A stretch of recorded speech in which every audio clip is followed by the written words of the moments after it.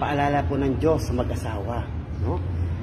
Paalala po ng Diyos na kung saan kayo po ay magsasama, no? Sa hirap at ginhawa, till death do us part. Walang sino man ang pwedeng magpapahiwalay sa inyo. Kaya hindi kayo pwedeng maghiwalay. Yan po, no? Ang utos ng Diyos na kung saan mag-asawa, dapat kayo ay magsasama sa hirap at ginhawa, no? Ito po ang sinasabi po dito sa sulat ni San Mateo 19:6. Hindi na sila dalawa kundi iisa. Kaya ang pinagsama ng Diyos ay huwag paghiwalay ng sino man. Walang sino man ang pwedeng magpapahiwalay sa inyong mag-asawa.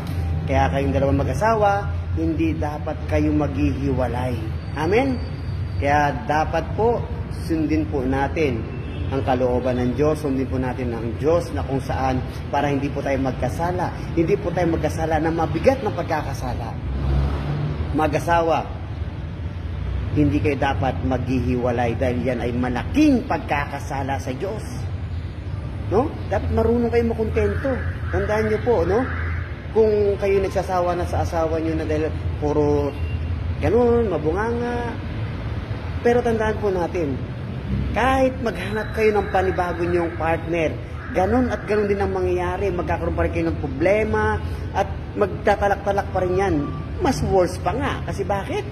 Dahil hindi pumapayag ang Diyos na maghihiwalay kayo tapos maghahanap ka pa. Ano ang mangyayari? Di mas lalong magiging ano yung problema nyo. Dahil nagkasala na kayo, tapos magkakasala kayo ulit. No?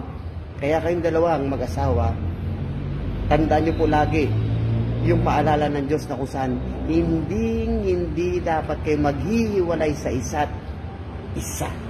Amen. Yun lang po. Maraming salamat. God bless sa ating lahat. Bye-bye, everyone.